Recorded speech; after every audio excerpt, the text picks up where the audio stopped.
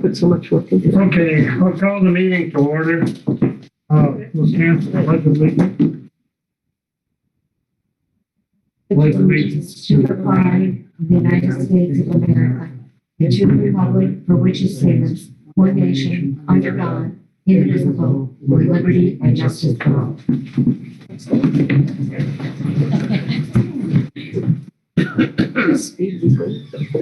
Okay,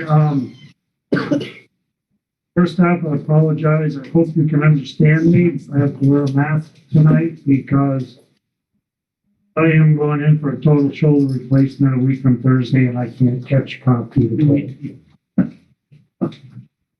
Okay, adoption of the agenda. Motion to adopt tonight's agenda, and if there's anything the board members wish to add to the agenda before we adopt it. I'd like to add something about the Stonebridge, please. Stonebridge.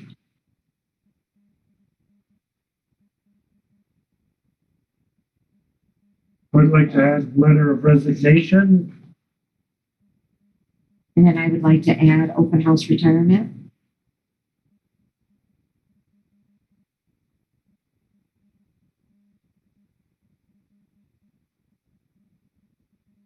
Anything else?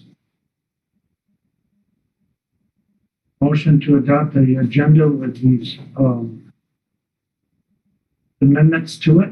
Letter of resignation, Stonebridge, and open house retirement. I'll make a motion to adopt tonight's agenda, January 9th. Your second. I will second. Any comments or questions from the board? All in favor? Aye. Any opposed? Motion carried. Approval of minutes, December 19th and January 5th, or special budget meeting. I hear a motion to approve the minutes. I make a motion to approve the minutes of December 19th, 2022 and January 5th, 2023 special budget meeting. I hear a second. Second. Any comments or questions by the board? All in favor? Any opposed? Motion carried. Move on to the road report. We gave V-Trans the truck back and extended our gratefulness to the Rutland foreman and to the Agency of Transportation District Supervisor. We still have Hampton's truck, which is, thank God, because that's one thing giving us a little bit of winter equipment right now.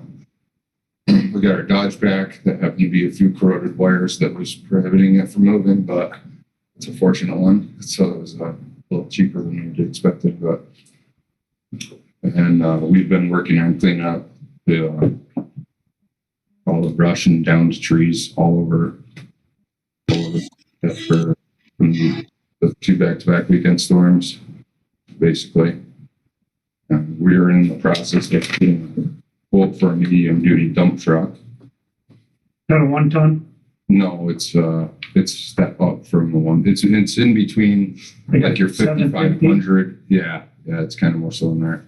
So it's a non-CDL truck. Then if for the purpose of, it'll be able to do a lot more than the 550. But if we do have to hire a temporary winter guy again, you'd also be able to drive it without a CDL. So it'll serve, and it'll get into some tighter places than like our full-size dump That's truck. under 22,000 rating. I believe so. I'm not sure what the weight rating is on the specific one that we. I think that's the limit for a CDL. I'd say I think it's 26,000, but It might be up there. yeah. Okay. We're in the works for the backhoe grant still. Just make sure you know that for a fact that it's under the weight limit. Yeah, Total. I have talked to the guy from ATG, Okay. which has done our last 2 Western Star dump trucks and everything. Yeah, we'll be good on that. Yep, good. I received the award letter today from the state on the diesel mission control grant, and I signed the PNS agreement with John Deere on last Friday. For that truck. For No, for the backhoe. backhoe. Yeah. Okay, So, sorry, I need to. oh, you're good. So long as everything goes through with the rest of that, then we should get that in the end of February or March, I believe the dealership said. The The backhoe, Oh, the backhoe. right? Yeah, the truck, if you're curious about a time frame on that,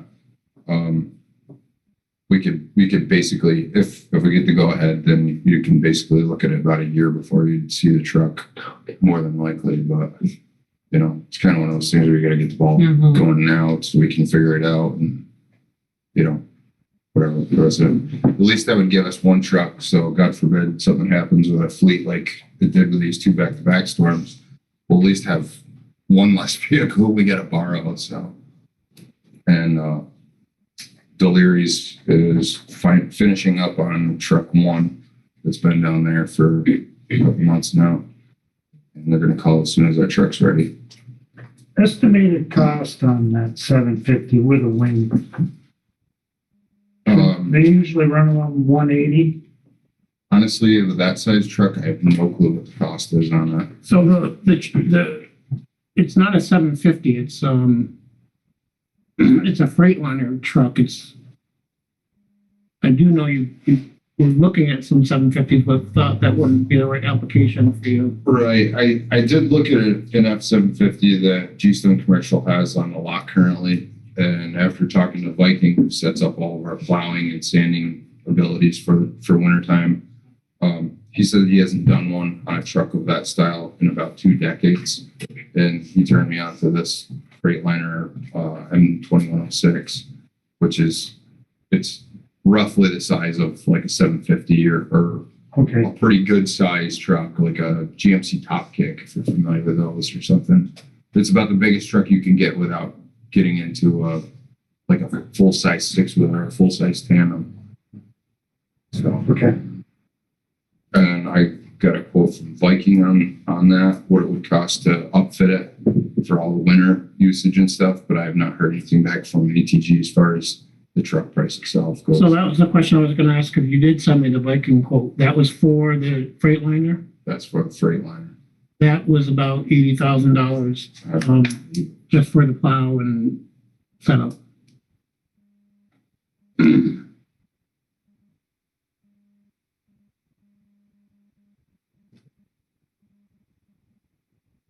need to find out as soon as ASAP on what the bottom line of the Freightliner would be,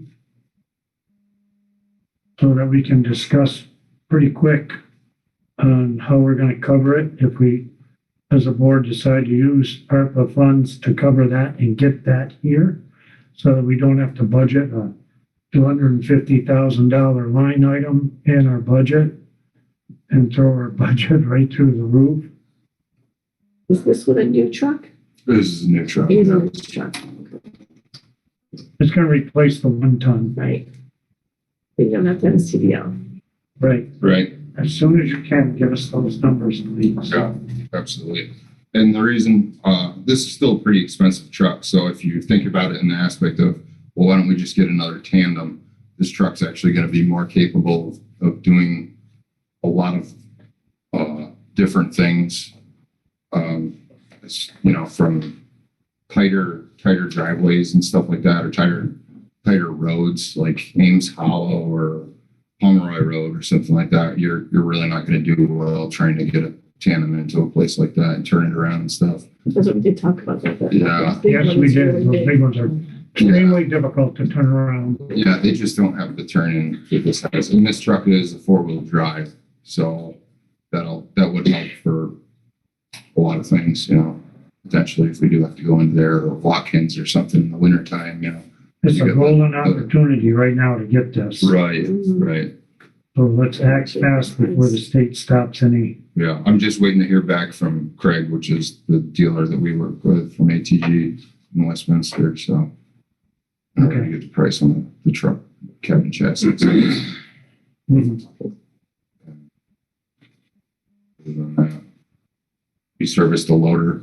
That's got the loader all serviced and stuff. And other than that, any crucial stuff, that's about it. Okay. Joel, I know it's not our problem, but did you hear, I heard this as a rumor, but from a very reliable source over the weekend, that the Wells Highway garage was broken into over the weekend. I also did hear that. And from what I heard, even though they had cameras up, because they didn't have good cameras, they don't have a good description. do we have anything like cameras or anything on ours? No, the only thing that I know of, and I'm not sure because I've never seen the view, but the high school supposedly has a camera or a couple cameras that cover the front of our yard. I really, like I Just so said, we're on I've the never alert seen that, for so it. I couldn't tell you what kind of coverage that provides or anything. If they hit one, you're sure they're probably in the area, so just, Yeah. yeah. And we always, like, we've got that old Chevy, and I'm sure anybody's seen or heard that thing kick around town. I'm sure it doesn't look like much, but it's got a lot of valuable tools on it. Okay. That goes And I'm sure inside that's- every night. Okay, So sure. we don't leave tools, Sure. or anything of that nature that could easily walk away out to be, come missing easily. Thank you. Have you looked at any type of town garage? We just set a date. I talked to Dick and Joe. Hopefully that you said before the 19th. That's what we're trying to get. Before the 19th? Yeah. Trying to get to both of them. I'll let you know. Okay. How's the sand and stuff? Are we still in good? Yeah, we still have a good amount of sand left. I see you have a big salt order that we just had. Yeah, we've done salt order on just about every time there's been a storm, just to make sure the railroad strike thing pretty well cleared up, to the best of my knowledge. But we do have an extra stockpile over at the village in the drying beds, so that if something does happen, we've got some salt there that we can tap into if for whatever reason we can't get it from Barrett's readily accessible. And it would be enough for us and the village to both use it for a pretty fair amount of storms. That's being a little proactive there. That's what I like. Yeah, Very nice. yeah, we do. January. Mm-hmm. Any other questions for Joel? Anybody got any?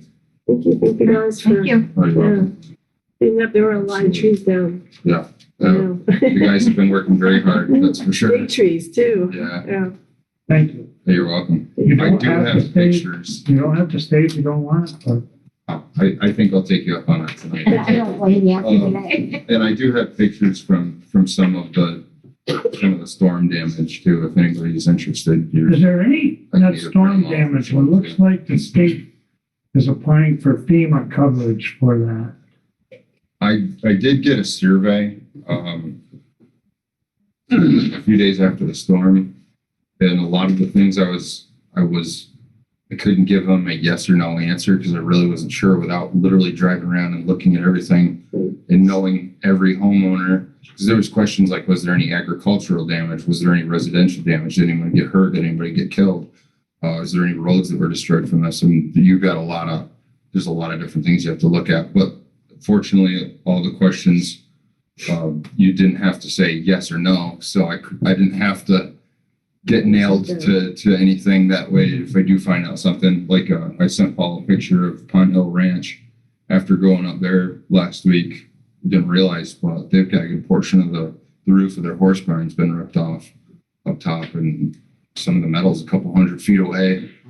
So, and then Dick Ferguson had some shingles missing off from his hunting camp and stuff. So there probably is a little bit more damage than anybody realizes. Maybe people just aren't saying anything because they don't, for whatever reason. But Okay. That's something to keep in mind. yeah, but as far as our actual, I don't know if it's opened up yet or not, or has been approved, but Yeah, I know they were starting to look at it. yeah, I'm gonna follow up with the lady that sent out that survey and just let her know that there was a couple things that I hit unknown at this time, or whatever the the other option was, without saying definitely yes or definitely no, Okay. just in case there was something that came up.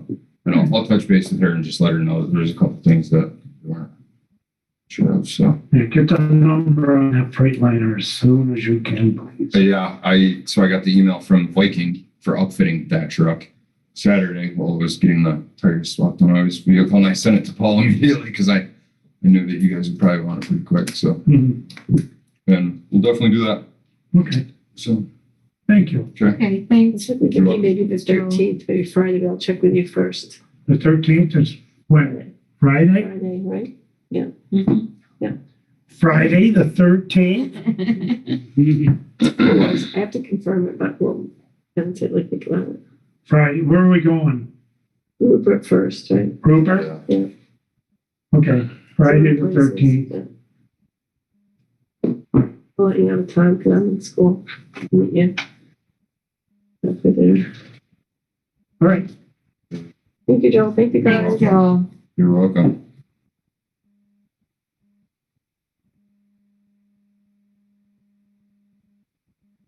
thank you, Joel. You're welcome. Okay, on to the town manager's report. If you don't mind, we have a couple of things on Transact, any other lawful business that Nic Stark wanted to bring you up to date on the branding initiative, and Dan Williams wanted to talk about transportation. So, Okay, let's move down to Transact any of the Lawful Selectboard business. Everybody okay with that?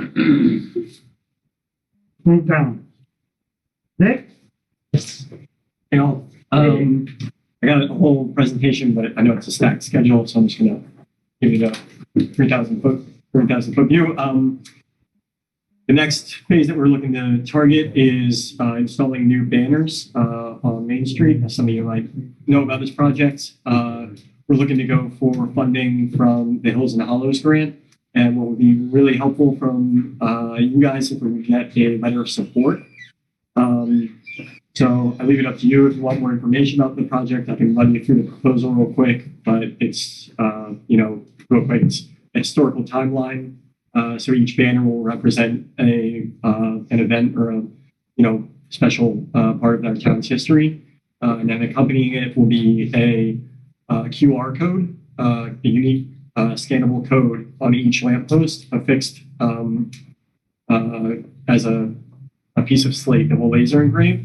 And you can scan that, it'll bring up a little website that just gives you a bit more information, media about that specific event.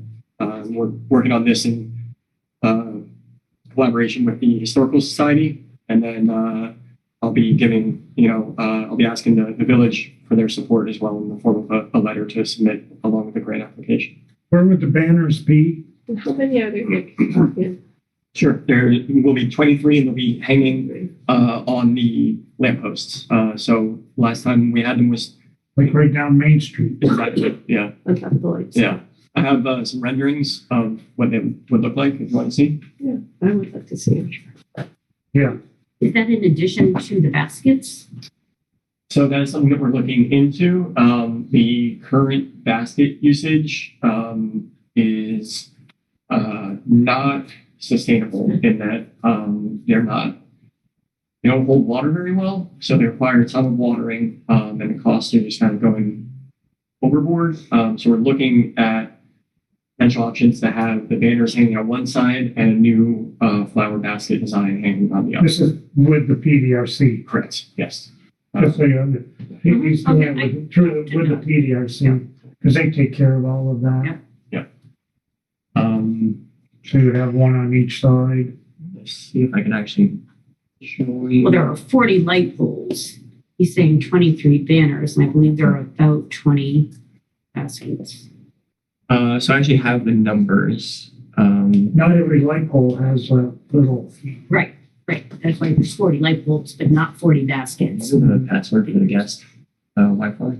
it's right under that folding right there. Apple pie something or other. Yeah. Apple Pie 9. Good. My eye doctor hates me. So can we just do the tree? So there are 40 lampposts, right? They're 41. 41. Okay. The 23 banners for every other one. Yeah. Does every pole have, because we put the flowers in, but I can't remember. Not every pole. pole, they don't, right? Okay. So awfully dropped down, I was thinking, trying to visualize, like, You put the banners on one side of the pole, the flowers on the other side, I would think. Right. And we reached out to Gray Bar. They are the closest local reseller of the manufacturer who makes the lampposts. So we're going to look into what hardware they have available. Not replacing the lamppost, but what goes on the lamppost. Precisely. How many of the light bulbs has thing that goes out like that? Is that the 23? I have all these numbers. Just give me a second. It's not at the top of your head. Same number. I'm trying to think how the baskets were attacked. You climb up and put them in. How the baskets attached. I stand at the bottom. Or stand up and, right? Okay. I don't know. I'd have to. I think we've we skipped through all this. The plans, I'm trying to think what they were. Here's all the items that the Historical Society decided would make the cut of 23. I can send you guys this if you want to digest further. Thank you. That would be on, each one of those would be on a separate banner. Correct. Yep. Yeah, and it would be chronological. So you kind of start with prehistory and then you end up with today and the future and stuff. Yep. So we're, looking to talk to a bunch of different people to get their input on what the banners will say and in terms of imagery, what they'll show.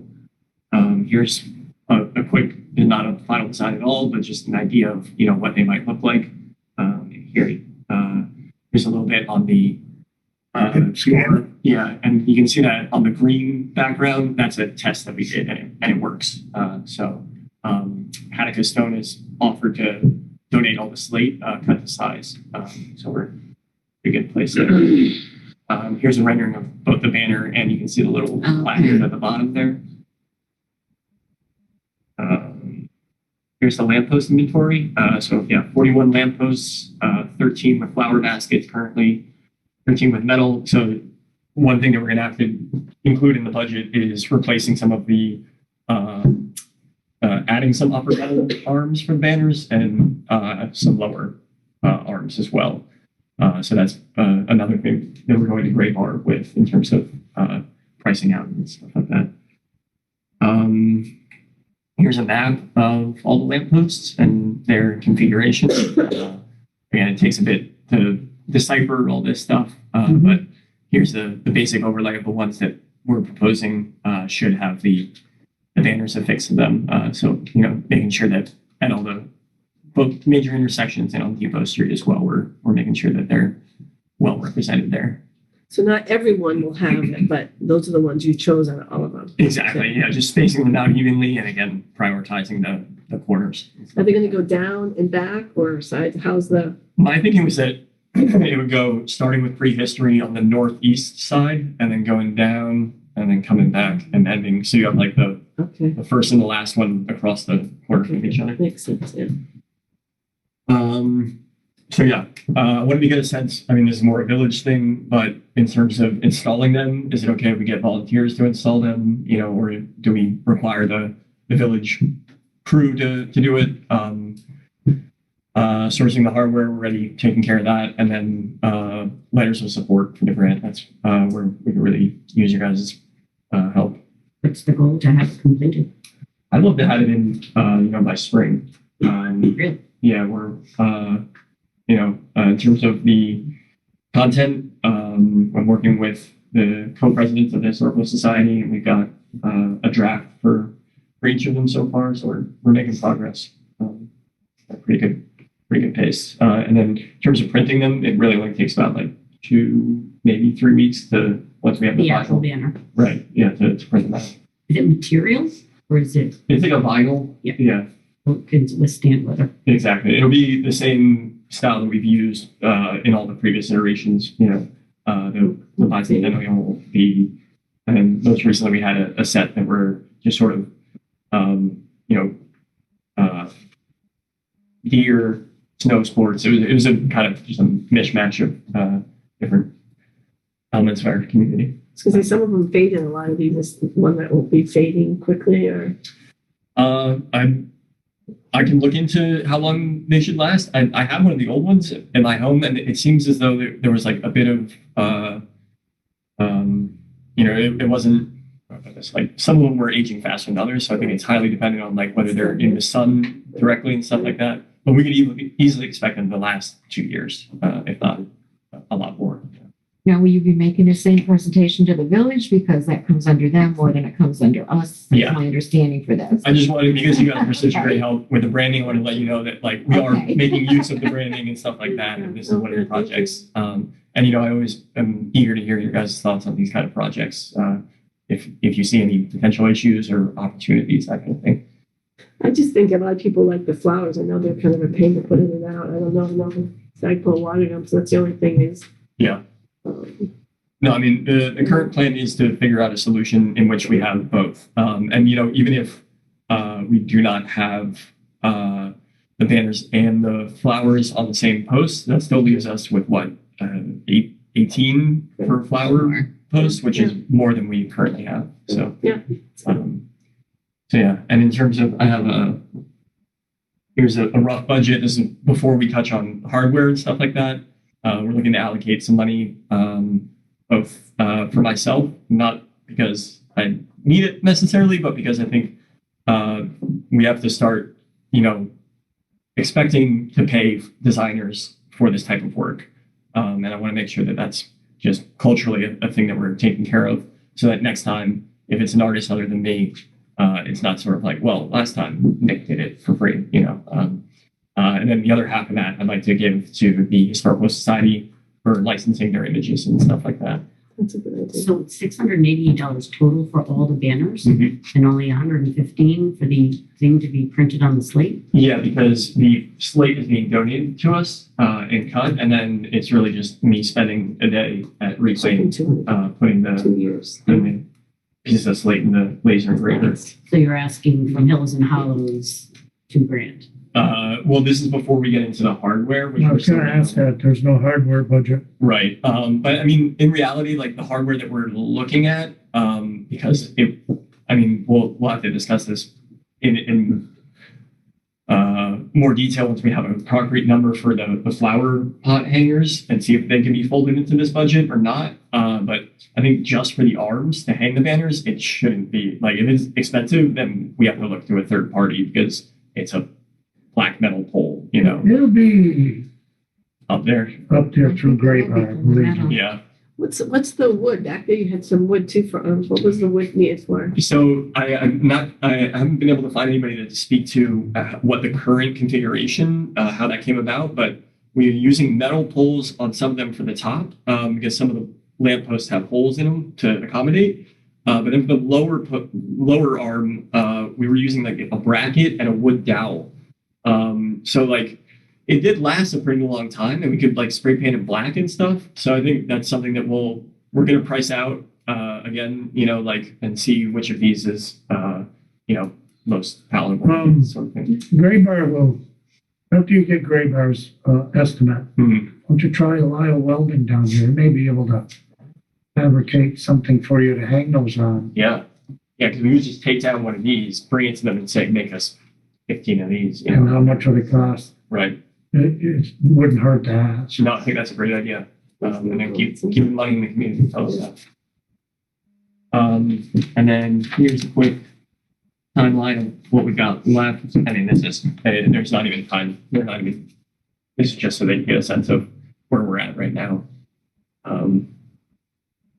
Okay. Yeah. So you're looking for a letter of intent from both the town and the village Yeah. for the Hills and Hollows grant? Right. I'll be going to, the Historical Society, of course. I'll probably approach Rotary as well.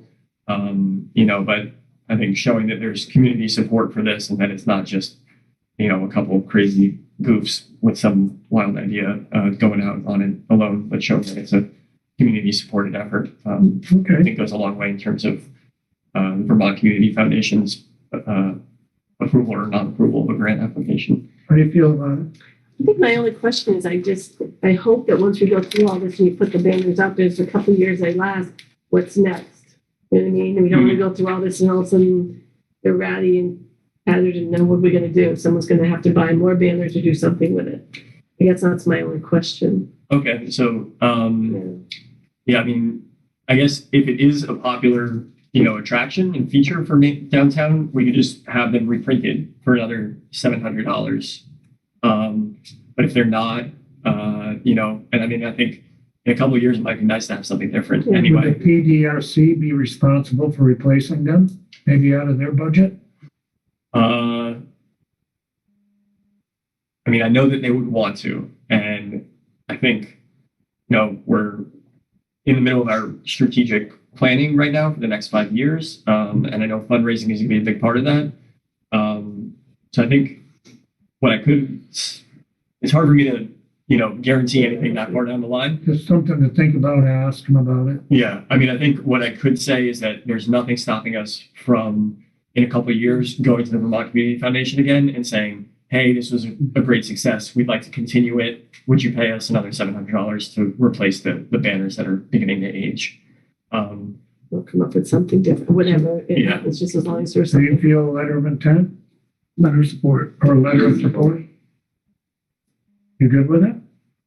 I guess that was my only question, is to make sure that it doesn't get thrown in us like, look, they look terrible and put all this, someone put all this time and energy in there, and it's like, God, if you take off and go to Hawaii forever and now they're stuck here, I want to make sure that PDFC would do someone's going to take care of it. That's this is coming through PDFC. Right, yeah. Yeah. The worst case scenario as well is that, right, you just take them down.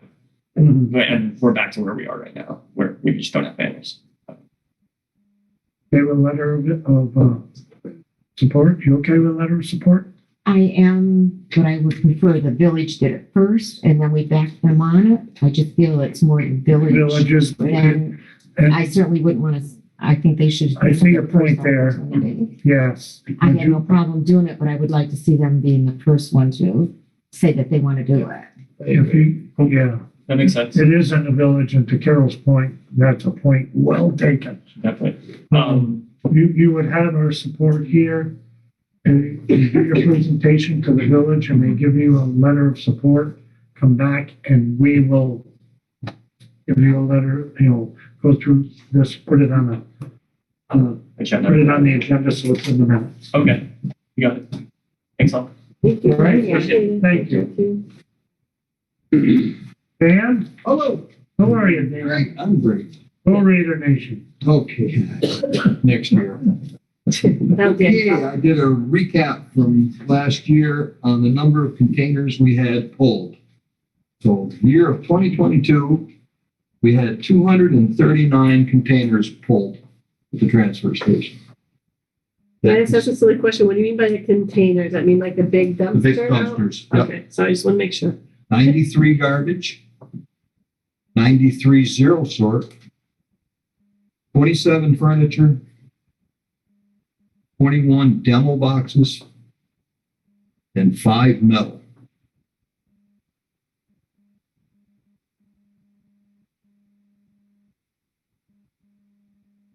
And the town was up 2 or 3 times last year and took the metal.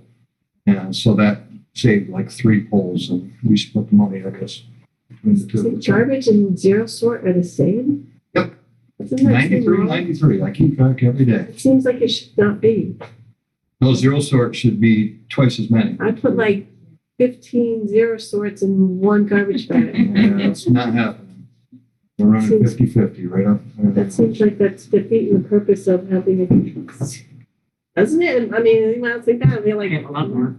it should be, yeah. I mean, usually I'm waiting in line. It's like everybody has way more recyclable than they do garbage bags. That's what I was going to say. Is it potential that like the amount of like compression available in the They're both. they're the same Yeah. The most same cubic inch. at the end? Yeah. Yeah. Makes me sad. Yep. But that's like 23 and 93. Like we're not doing what we should be doing. Yeah, it's not being separated. I don't know. People aren't recycling. I mean, do you find that? Because usually I go, there's a line of, I mean, You get you certain people to recycle. That's it. Some people do not recycle. Oh. I mean, you can tell. Go buy the trash bags and just keep going and filling them instead of doing the recycling. Trash bags, that's another sore subject up there. The new one, Janine? Oh. it's- So, okay, so that was that for that. Okay, from October 21 until October 1st, 2022, with our bottle drive that I do up there, it helped out 21 different organizations, high school and charity organizations, and we totaled $14,854.92. What was the number again? $14,854.92. Pretty good. It's great, June. And December 10th, we did a quick one for the food shelf and the tree of giving, and we got $554. So we split $277 for each. So I'm here asking if we can do our bottles again this year because we have a very big interest from different organizations again this year, if we can do it. I like being able to bring them to you and have them there though, because it saves I me do from, too. I mean, I'd rather donate them to a good cause than take them all to myself. So you're okay with it? You're okay with it? I am. You okay with it? I just don't like everybody knowing what my wife drinks. I'm just kidding. We're good with it. Yeah. My Continue. bottle is not recyclable. Okay, and I was approached by the Girl Scout leader the other day, and they want to know if they can come up some Saturday in February. They don't know the date yet. Sell cookies. Set up at the end of our little job trailer and sell Girl Scout cookies. Oh, really? Yep. I mean, the town guys get a free bottle. I told them if we could, we'll run a board and get some heat in there for them. Everybody all right with that? I am. They sell the actual cookies now. You don't have to order them, right? I think so. Yeah. Yeah, they get the extra, they have the extra amount, they bring them up. Yeah. Board's good. And the last thing, When is that, Dan? yeah, it's going to be sometime in February, Paul. She's going to give me a definite. It'd be cool. It'll be a Saturday? Yep. Good. Need to know that one. And the last thing is, I was talking to one of our contractors, and if you go to Hubbard's to get a 40-yard container, 30-yard container, for doing any kind of demolition work, tearing down an old camp or anything, you now have to have an inspector for asbestos, which, yes, the inspector costs $250 to come and inspect. You have to have a maximum of 20 core samples at $25 a piece. So that's $500 maximum. And if any asbestos is found, you have to go through asbestos protocol, suits, plastic. Asbestos has to be taken to a hazardous waste site. So a lot of these contractors now are bypassing containers on their site and just bring it to us. I'm just worried that someday maybe one of the state guys is going to come up and test our demo and find asbestos counts that are way above, and then we have to get rid of his hazardous waste, which could be 10, 15, 20 times the cost of a regular demo. So that's something I think we should look into. The easiest solution is don't take demolition. That's the very, That's just what I was thinking too. Are there Very places easy. around for people to do that? I mean, locally, I mean, if you do that, if they bring it, is there another place close that they can bring They can there take it to Rutland. There's 2 places in Rutland they can take that it. anybody can go to? Right, because asbestos is in your tile floor in here, your ceilings, your wall boards, insulation. So it's everywhere. And I mean, So they can take it to the Rutland County Waste and They can over take it there as to- long as they they can have take a it- valid transfer station permit from the they town. don't need which- one. Oh, they don't even need to do that. They pay just regularly, run the scales, and they don't. Yeah, to go to Rutland, you have to have a permit. Well, they have to have it now for a That's what I thought. town permit, or your regular garbage. Rutland, it's about $115. Oh, see, I never did when I was working. Yeah. That must be something new. so they have to buy a permit for 115 to take their stuff to Rutland. Yeah, Taurus. When I was going there with Taurus, I had that. We might want to look into it because I know the other day we were on the Rutland County Waste site to see if the new schedule was up for 2023. And I was under the impression if you had a valid town permit, you could go over there. There may be a charge, but nothing like having to get a separate permit through them I think they treat residential versus commercial differently now. differently. Right, Okay. yes, yes. Okay. Okay. Okay, that's something we're gonna have to take action on very soon. We gotta come up with a plan first Mhm. of what to do on that. And that would have to be signed, a big sign that if you're ever going to do that, We have to put it out Public too, so notice people that. know. papers and Yeah. Yeah, we would put it in the paper, we would put that out.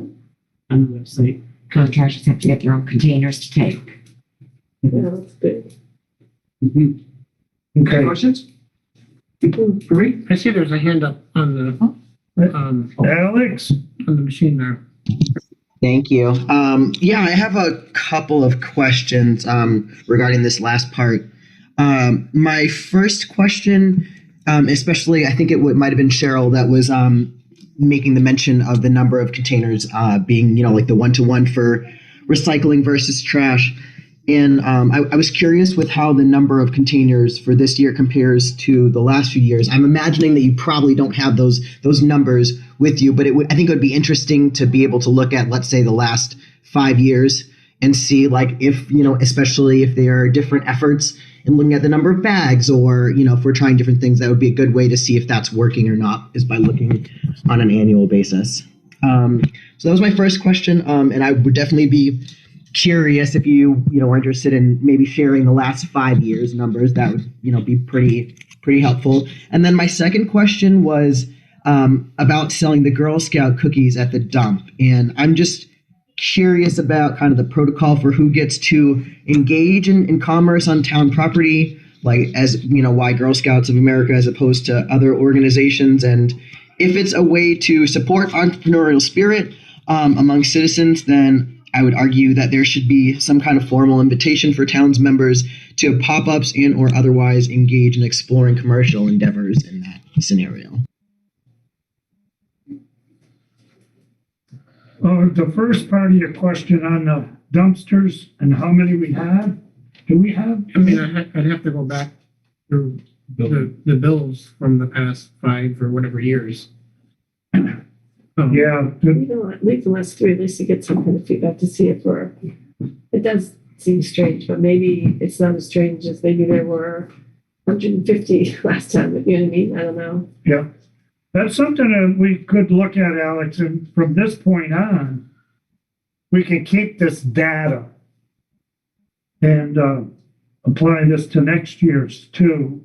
But yeah, we can look back at the bills and see what we have, just to see, look back a couple of years and see what happens.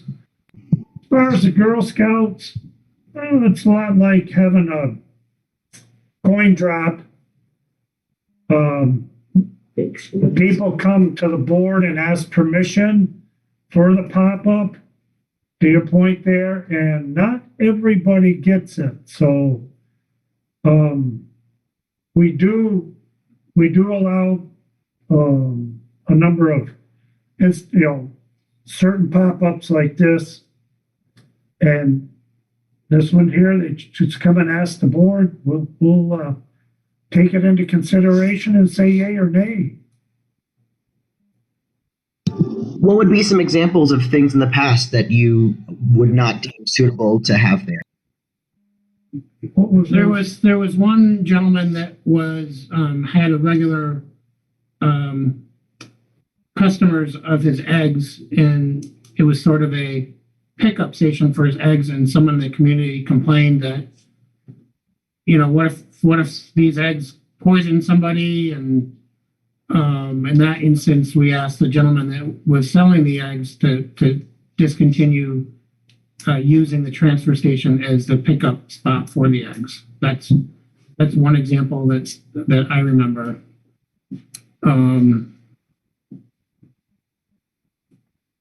I think the board usually takes it on a case-by-case basis. There's no real formality to it. It's more on a case-by-case basis. Dan, this is the local Girl Scout troop. Yes. And that's why I thought it was a great idea. It's my understanding this troop only started about 1.5 years ago. Yeah, it's new. They came to us when we were getting ready to do the Memorial Day parade, and they wanted to be able to teach the young ladies and gentlemen, however they wanted to do it, how to be patriotic and so forth. And that's why I think it's a great idea if we can encourage it. It's been a long, long time since Poultney has had a Girl Scout troop. Yes, it's Josh Brown's wife. And, she's running like. And I think 7 Linda different Smith's troops. daughter's been involved with it Yep. too. And that's why I think it's something that we really should Yep. support. Okay, Alex, does that answer? Yeah, I mean, hopefully it can at least just illuminate the fact that if there's no kind of protocol in place and it's just kind of like whoever is on the board just kind of decides, it might seem to some folks like it's kind of biased. So I kind of just want to call that out and point that out for folks. I have no problem with the Girl Scouts. I personally love Girl Scout cookies and will probably buy some on that Saturday. But I was just pointing it out because that is, I think, a place where it might make some folks feel uncomfortable in that the rules don't necessarily seem to be applied fairly or evenly to all. Okay, point taken. Thank you. Thank you. Okay, Dan, thank you. All right, you want these numbers? Thank you, Dan. I got them written down. Yeah, we can drop, let's have those numbers. If it, read it. We can. Thank you. Go back to the meeting. Have a good night. Have a good night, Dan. Take care.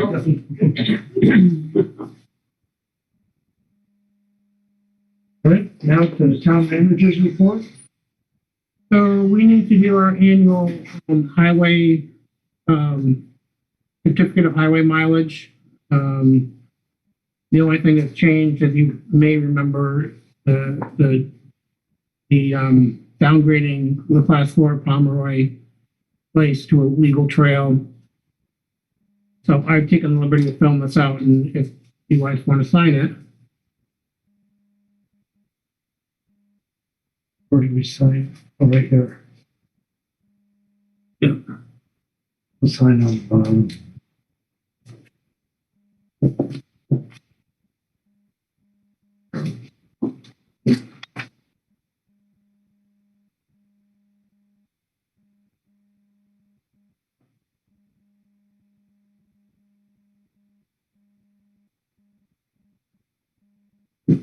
We've got the MRGP notice of intent, which apparently I had you guys sign the wrong one last time from the previous year. So it's okay with everybody. I'm gonna sign it again.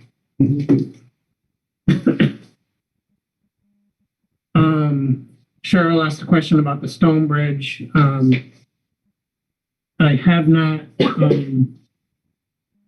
received the written report / estimate from the architect yet. He essentially told me revisit him after the holidays, so I'll do that.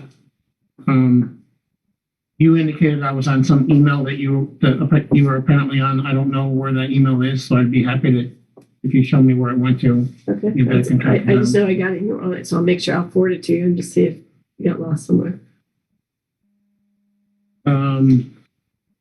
We did talk about January being a month that we try to have, if we knew anything that was going on, that we try to make sure we talk. Well, I mean, I think I told the board that preliminarily if the board was going to do something with this building versus the Stone Bridge,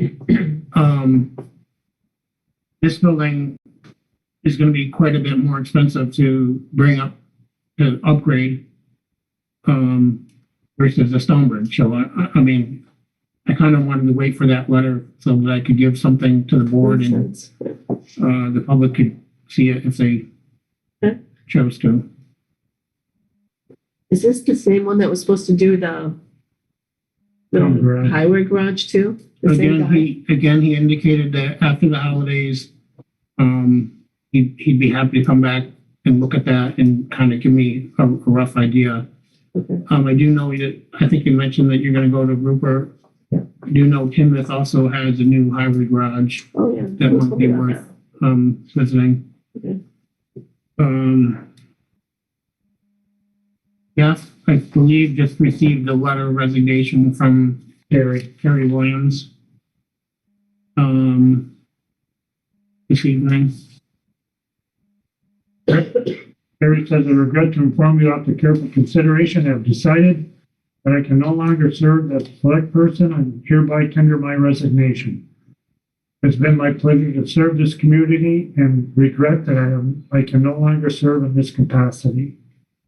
So he's going to resign from our select board, the same letter in reference to the Poultney commissioner to the Rutland Regional Planning Commission, which Sarah Pelkey will be doing that. will be doing that, and the Poultney Emergency Management Coordinator, which I, Aaron Kerber and myself are taking up the helm on that. So with his letter of resignation, What's once the this, effective date? the date is January 8th, 2023. We'll get this out and could take a week. I need to advertise, in the local paper. I don't know what their schedule is. It used to be, I think it used to be, tell us by Friday, we'll get it in the paper by next Friday. And then once it's published, there's a 10-day window whereby candidates can, express interest in the position. And then, after that 10 days, the next select board meeting, the board is charged with appointing, someone to fill that vacancy. So in real time, today's the 9th, he gets it to the paper and they don't get it out till the 20th or the 27th. You know, sometimes it'll take 2 weeks. I would hate to conjecture A a date. date because I think it's, the last time I published something in the Lakes Region Free Press, my recollection is tell us by Friday, we'll publish by the next Friday. So I don't want to say it's date certain until I know exactly what, Okay. what timeline that the paper is requesting. It used to be tell us by Tuesday, we'll do it by Friday. But they've changed a few times, so I don't know. Like I said, I don't think it's wise to throw out a date like, okay, we'll pick it this meeting until I know what my constraints are with the paper. Okay. Is this to fill his term, It would To fill the remainder. fill the remainder of the term. which is, He has 2 years, I believe, left. is I'm it 3 year? Like got you a are? 3-year term. I'm up this year. I don't know if I'm running opposed or not. I don't know, but. And then next year, his term ends. I didn't have this down, but under town manager's report, Mark Flynn sent an email about our budgeting, which I'll bring Thursday to our budget meeting. He has some concerns and we need to look at this. Okay? So some ideas there, but we need to look at. We'll bring that Thursday to our budget meeting.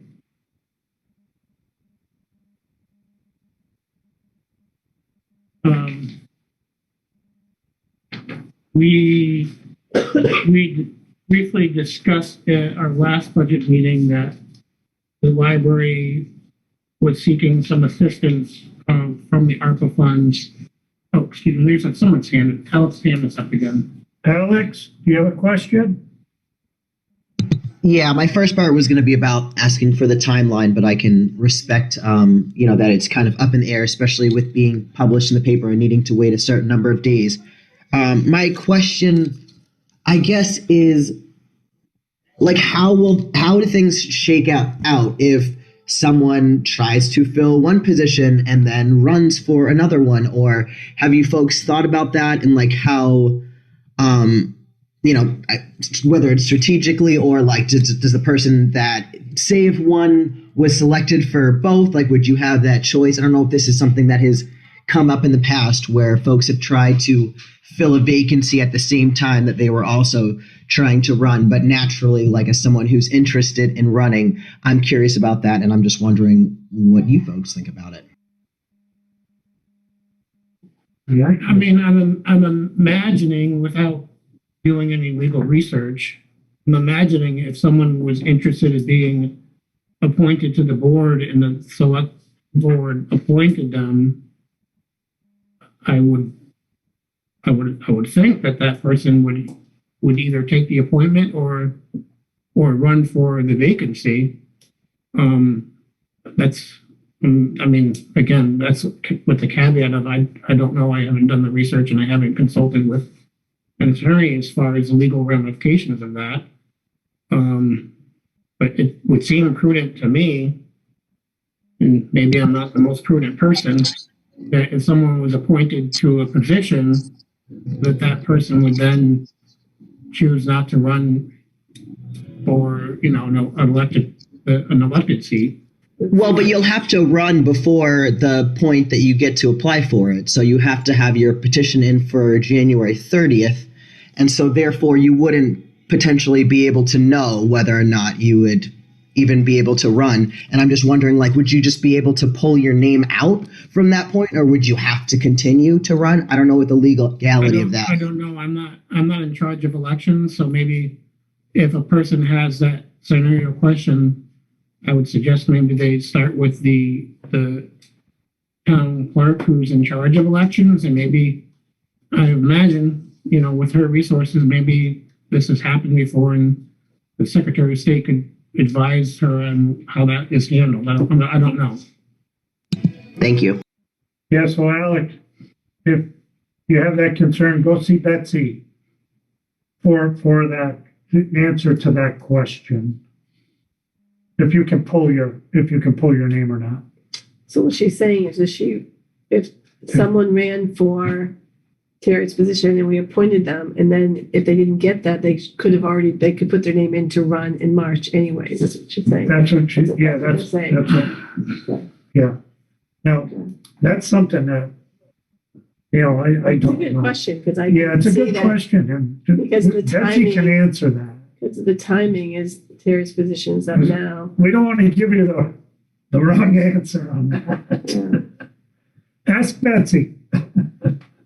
Okay? Good question. All right?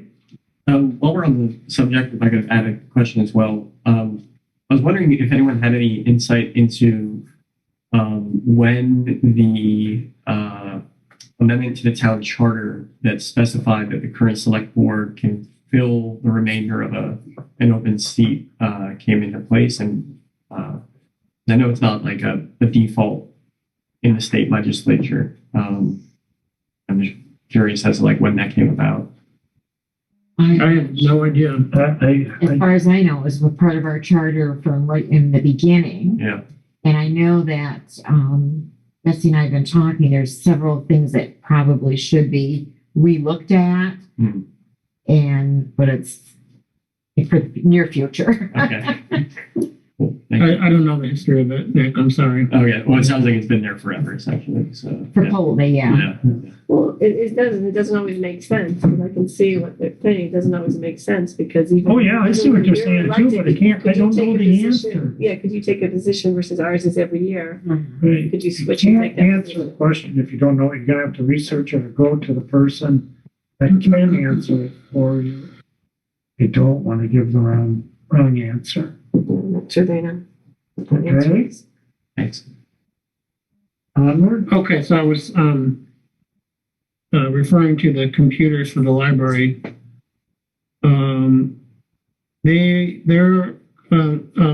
Rebecca sent me some information that they are looking to replace 2 desktop,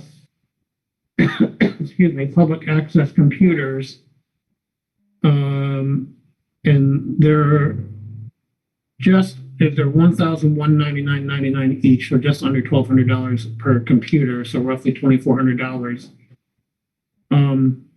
She said she normally budgets funds to have Vinnie Covino set up the computers and connect them to her deep freeze network, whatever that is. But Vinnie's been cutting back on his time and his work, and but she's saying she would attempt to do it herself.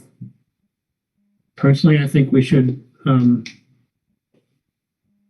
don't know. I don't know how complicated it is, but so she's looking at roughly $2,400 to replace 2 computers, and because she's a nonprofit library, she gets discounted prices on computers and software. So she originally had this in her budget request, Paul, or no? No, I had met, Jeff and I had met with Bruce Williams, who's the president of the Board of Trustees for the library. And similar to when I had asked Rebecca if she had any needs, the front entrance, which is done, and I don't know if everyone got to see it, but it actually turned out pretty nice. We funded through the ARPA, and I had asked Bruce if there was other needs that they had, and he mentioned that if the board would give them some ARPA assistance that they could, there was a couple of computers I wanted to replace. What are the ones they have? I don't know, but the Bruce, to paraphrase, was essentially said they're right on the tip of the knife as far as obsolete, still usable, is how he put it, I think. Yep. They must be, I wouldn't say the years, but he said close to obsolete, and, not usable. So they get quite a bit of use from the public. He did mention that they used to have like laptops that they would lend out, but I think he said they stopped doing that. So is this something we can talk about again, the 2,400, it's fodder for thought for Thursday night's budget? Or should we act on it tonight? It's up to the board. We'll discuss it at our budget meeting. I would like to discuss it at the budget meeting too, because that's where I've got my paperwork on the information that Paul was he had given us on the ARPA funds and the balance and so forth. Okay. I don't have any of that with me tonight. Yep. And I should tell the board, I did meet with Dean Selloway from Selloway Networks out of Rutland this afternoon. He looked at our network and our servers and our computers, and he's putting together a quote to upgrade everything. We had solicited a couple other companies. One was out of Glens Falls, but they don't service this area. And there was another company that Nisha contacted that never got back to her. Dean from Selloway Networks does a lot with municipalities, large law firms. One of the large firm I used to be at, he was their IT person. So I've known Dean for probably 15 plus years. More than that now, actually. So he's going to give us a price. There's some things, particularly about cybersecurity that, he's passionate about that I think we have lacking here as well. So, he said he'd get me something by the end of this week. Under public comments and concerns, I'd like to talk a little bit about the senior center, what we're discussing today. Anything else? Carol wanted to talk about open house retirement party. Oh, yes. And not a lot of detail, but we had talked about doing an open house retirement for Ron Kelly. And I hope this is not a surprise because I think he's on this Zoom It meeting. is not a surprise. Okay. No. We conferred with Sandy to make sure the date would be okay. And the only reason I'm bringing it up tonight is if we could decide on a time, because once again, like Paul said, in order to get it in the paper, we have need to at least have that much decided tonight. We did set up a date of January 28th. Oh, perfect. That is confirmed at the Poultney American Legion for an open house. Just need a time, and then we can work with Paul on just putting a little thing in the paper. That's a Saturday, right? That is a Saturday. I didn't know if you would be looking at like That's 2 to wonderful. 5. 2 to 5 sounds good. And then we can work out the logistics with the highway employees, because I know they want to be part of it and setting things up and so forth. And I believe, Paul, you had talked to Dickie Ferguson about that date. I did, yeah. And he said it was a good He date. did, yes. So I'm mainly looking for a time so that we get to Paul and Get those things ordered. something in the paper. Everybody good with 2 to 5? That sounds like a good time to me. Okay. Thank you. All right. Thanks for doing that. Good. Anything else? Ron says he's all ears, but he told Carol that he was having his fingernails pulled out that day.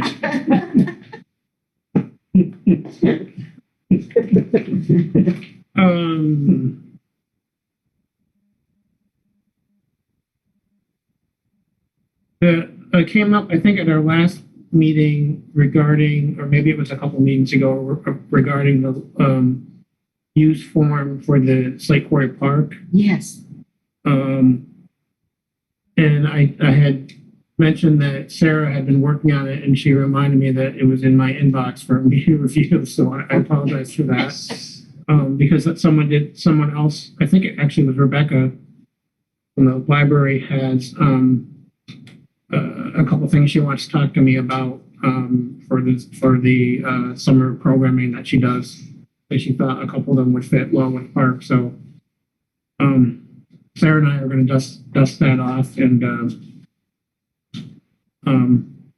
get together a form so that there seems uniformity.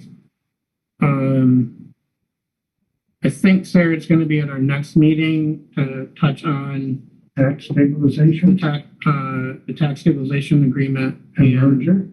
and the merger research that she's been doing. If she needs help with the merger, I'd be more than willing to help. And also, Gary isn't on the board anymore, and the Trussell project. If I can take that over and take that over and go after that. If you want, I'll take the stuff and take that off your hands. Okay. Anything else? Not at the moment. Anybody have any questions for Paul? Thank you, Paul. Thank you. Rutland Regional Planning But you Commission. said you wanted to talk about. Yep, we'll go to Okay. something on the Rutland Regional Planning Commission. No, as I stated, Sarah's going to be our new contact person. He did indicate he wasn't going to be able to make this month's meeting, but we'll start attending it on the TAC committee next month. Okay. The form Joel was talking about was from the Regional Planning Commission, the storm questionnaire.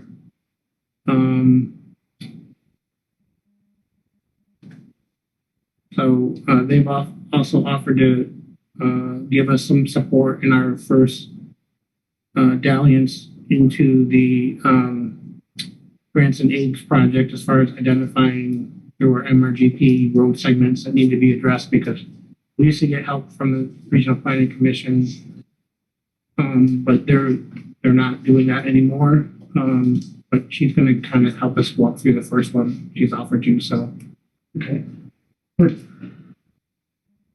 Public comments and concerns, a limit of 15 minutes. Before we go into that, I'd like to say we had a meeting today at the Senior Center. It's been appointed to the board, and they were interested in, they came up with a very good point. It is a senior center. They don't have a defibrillator in there. It should be an AED all the time. I'm amazed that it's a state reg, I would think. It's for every school and every building. You have to have one within every field. And you have to have access. You're trained. That's amazing that they don't have one in there. It's not mandatory. I've been trained in a defibrillator. But you're supposed to, I have too, but you're supposed to have one access. I mean, every sport you're on, you have to know where it is because you have to be trained to go in, get the key, get into it. I mean, it's a major thing. I know Poultney, Grenville, it's a major thing that you have to know where they are. The rescue squad has But there should be one because of the pavilion and everything that's at that. It should be one in access. Seeing how the town owns that building, we may want to look into that ASAP. Yeah, I'm surprised the state doesn't mandate that you have to I have it have in the used senior them, center. and I did bring a person back It's something to look into. Yeah, with the defib. there must be, and and I'm sure CPR. there's monies in Severnville because I'm surprised. Maybe Karen could check it out. We've been fundraising for it. But I'm surprised in the how much do state. they cost, Carol? Between $1,200 and $1,800 is what we've been told. Someone that's with the rescue squad, a woman. That's something. Katrina? Yes. Katrina Davenport. She's been one person that we've been in touch with. I've had nothing to do with it, so I don't know. And then someone at the high school, who's the nurse, the doctor, something, a man. Dr. O, I think it is. Dr. Yeah, They've been in touch with him too. that's something that we should probably put in our budget or use something, to purchase one of those. I would think that the senior center is going to be something from the state that has. It just We amazes me we it's gotta not track there. that, and that's something that has to be addressed. Yeah. But that is our building, and we should do something about that as Especially now the pavilions are and they're walking. I mean, that should be mandated if there's one in And- case. Also at the senior center, tomorrow we're meeting at 11 o'clock with Some I believe that's the one that's Solar. coming to talk to us, yeah. for solar. To just start looking at possibly putting solar someplace down there to help out with the power. And that gives me an idea of when we do our new town garage, if we should incorporate solar, maybe have a system on that too.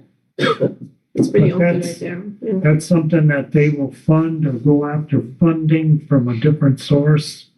I don't know where Joe is in charge of that.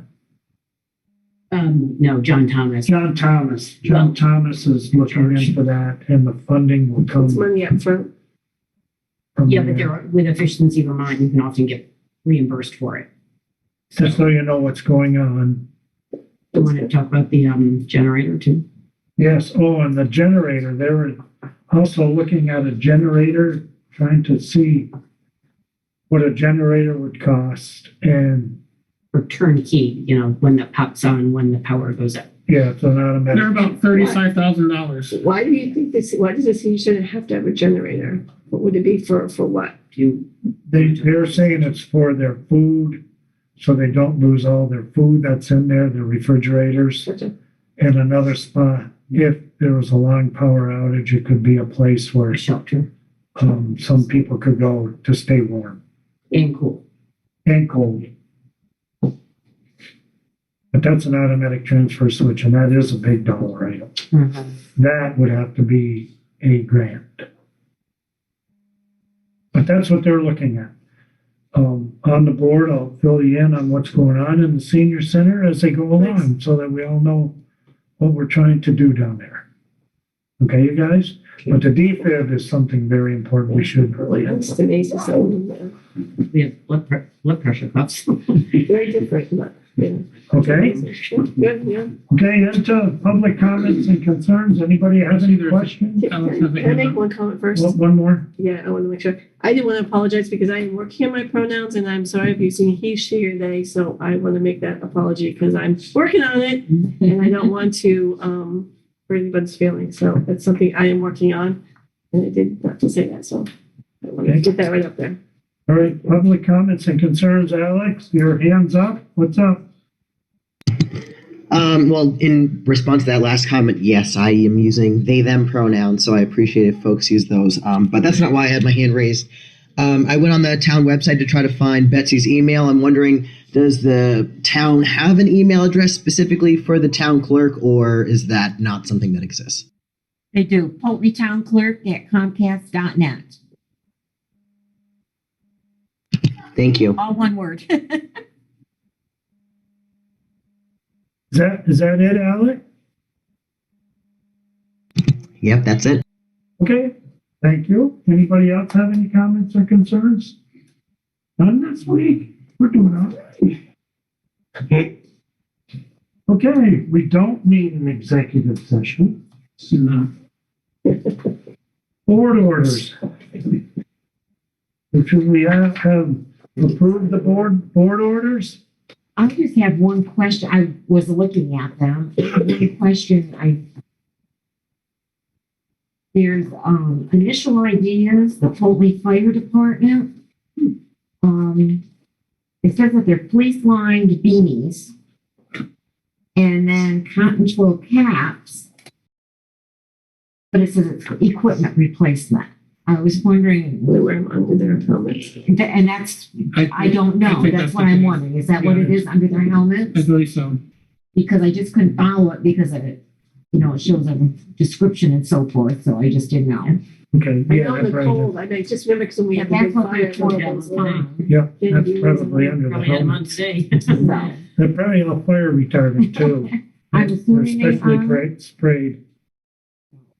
I just wanted to believe make so. sure it was Yeah, they're all fire a retardant. replacement. Okay, motion to sign the board orders? I hear a second. Any comments or questions by the board? All in favor? Any opposed? Okay, motion to adjourn. Just want to double check. We have a budget meeting on the 12th On Thursday, this Thursday, 4:30. at 4:30. That's Again, I'll reiterate, Mark Flynn has an email, and I want to bring that in. We'll go over it on Thursday. Thank you, Mark. He's still on. Okay, who made the motion to adjourn? Rick, can make the motion to adjourn. Do I hear a second? Second. All in favor? Okay, thank We're you, done. everybody. Good night. Thank you, everybody. Thank you all. Thanks.